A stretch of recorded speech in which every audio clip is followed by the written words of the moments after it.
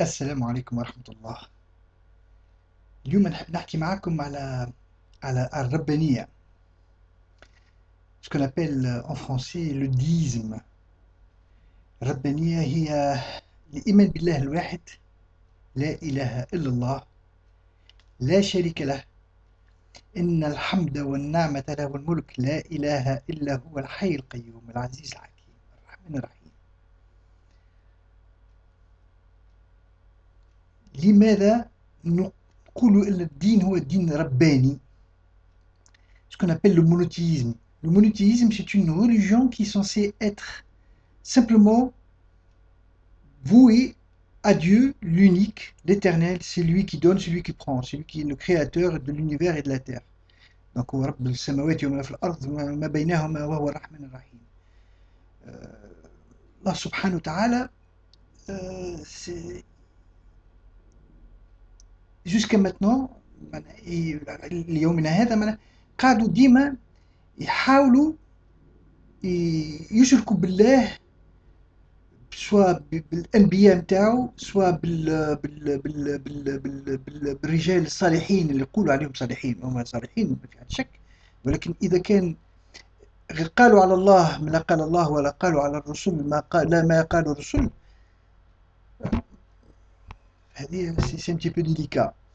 دونك هو الدين، اسكو الدين هو ديجا مربوط ديجا على على حاجات متعلقه بخلاف حق الله سبحانه وتعالى اللي هو كيف الكتاب الكريم عطاه، وفي الكتب الكل نتاعو، الانجيل والتوراة من قبل وانزل القرآن بعد هدى للناس.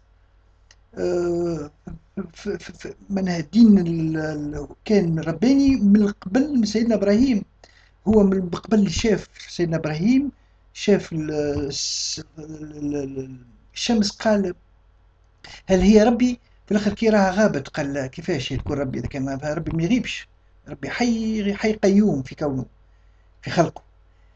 دونك قال القمر لا ماشي القمر، فلق قال لا درسك لا، انا نعبد الله الا هو خالق الشمس وخلق القمر وخلق ما في السماوات وما في الارض، هو الله سبحانه وتعالى اللي يعبد. ومن وقتها جاءت ربانية الله سبحانه وتعالى، معناها الدين الاسلام، وهو الدين ce qu'on appelle c'est le dévouement, c'est la soumission volontaire à l'éternel. Et c'est là où il a eu l'islam. Et puis depuis Abraham, Moïse, Jésus et tous les prophètes, كلهم ils étaient soumis à Dieu volontairement, donc ils étaient sous l'obéissance de Dieu, et ils n'associent pas à Dieu aucune divinité. Mais comme l'homme, il a essayé de falsifier la religion des autres, donc il a essayé de perverser un petit peu le rite et le dogme lui-même de la religiosité, il a mis sa pensée humaine, et sa pensée, elle a un intérêt. Quand l'homme, il intervient quelque part, ça devient une science humaine, et la science humaine, elle est variable par rapport aux ethnies, par rapport aux besoins, par rapport à la société, par rapport aux civilisations, par rapport au temps, par rapport à l'âge, et par rapport au degré du grade de qualité et de la fonction de l'homme qui décide de le faire. Et dans quel intérêt il le fait? Est-ce qu'il le fait à usage de pouvoir, ou à la financier, ou à la... Mais bon, tout ça, c'est pour ça que la religion, c'est le déisme.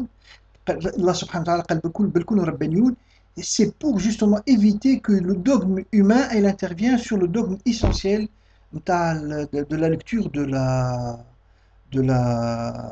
du livre.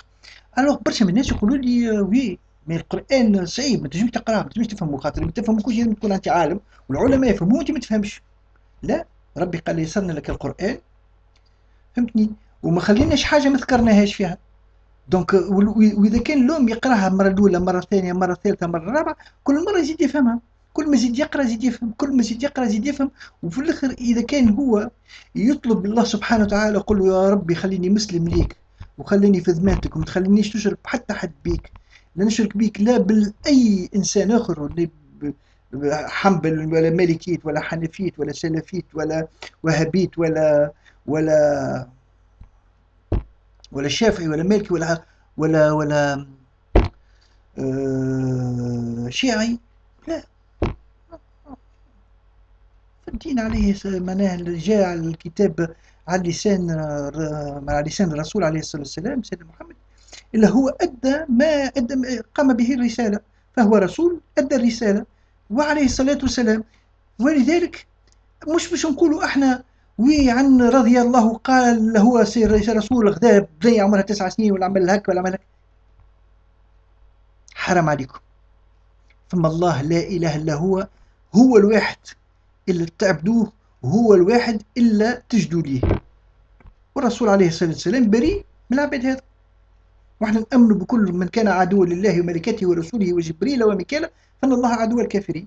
Donc احنا فما حتى مشكل. Nous sommes dans la prière de Dieu et dans l'obéissance de Dieu et nous ne sommes pas là pour faire autre chose. Maintenant, je ne suis pas là pour les juger aussi ces gens-là. Quand ils ont envie de prier comme ils veulent, ولا هم هكا حد جايدهم ولا هذا كل شيء، نقول له ربي يهديهم. Mais أنا par contre نعطي ce que j'en pense أنا de la façon de la religiosité de la rabbaniya, le déisme. Le déisme, il revient un petit peu à ce stade-là. Et puis après, chacun il fait ce qu'il a envie de faire. Et chacun il bâtit sa maison comme il veut. Et chacun il bâtit son avenir avec le Seigneur Allah subhanahu wa ta'ala quand il veut et comme il veut. Mais la religion, elle est très simple. Ce qu'on n'a pas besoin ni d'intermédiaire, ni absolument rien pour pouvoir apprendre le Coran. Regardez, nous sommes la civilisation actuelle. C'est une civilisation qui tient une bonne partie de la connaissance. Il y a beaucoup de personnes qui sont parties à l'école et parties à l'université et étudier, et ainsi de suite. Ils ont étudié énormément de livres. Ils ont pris énormément de connaissances. Les preuves que l'évolution de la connaissance de l'humain, elle est partie d'une façon très exponentielle, d'une façon extraordinaire. Donc il est arrivé à faire un bon chemin. Mais la plupart du temps, est-ce que vous avez lu le Coran? Non.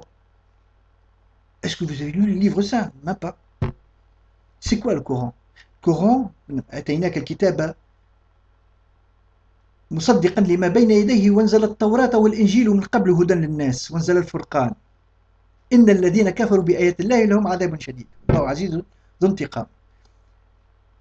في الآخر جدا يكملها وانزلنا عليك الكتاب منه آيات محكمات هن أم الكتاب وأخرى متشابهات فأما الذين في قلوبهم زيغ فيتبعون ما تشابه منها على سيدي فلان عن سيدي فلان عن سيدي فلان وما يعلم تأويله إلا الله والراسخون في العلم يقولون آمنا به كل من عند ربنا وما يذكره إلا أولو الألباب ربنا لا تزغ قلوبنا بعد إذ هديتنا والحمد لله. Pourquoi voulez-vous que j'essaie de changer ou d'interpréter les choses et je n'ai pas le droit d'interpréter? Dieu il m'a dit وما يعلم تأويله إلا الله والراسخون في العلم يقولون آمنا به كل من عند ربنا وما يذكره إلا أولو الألباب. C'est quoi ça? Cette phrase, elle est d'une richesse extraordinaire. Cette citation du Coran.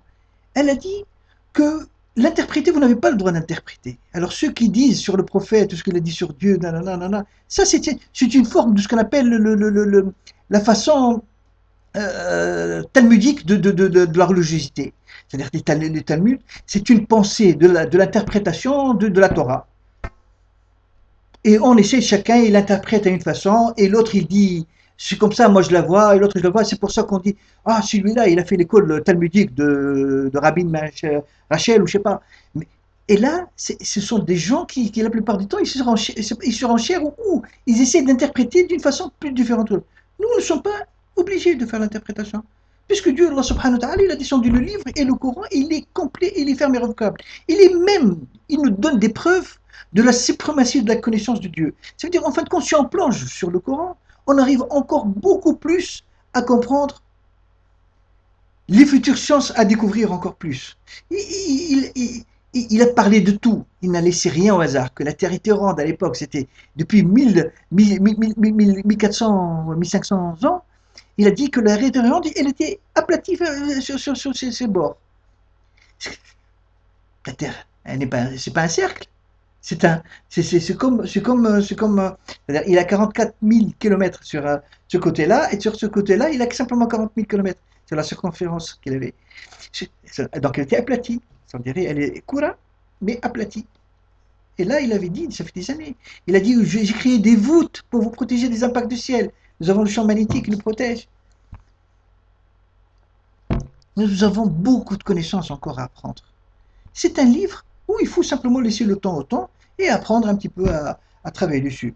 Mais je vous assure qu'il a une matière à réfléchir, une matière à comprendre tout ça, et ça serait avec un grand plaisir, moi, dans tout le cas de vous en parler, je continuerai à vous en parler, et ça n'engage que moi, je ne suis pas là pour juger qui que ce soit, mais j'en pense pas moi. Assalamu alaikum wa rahmatullah.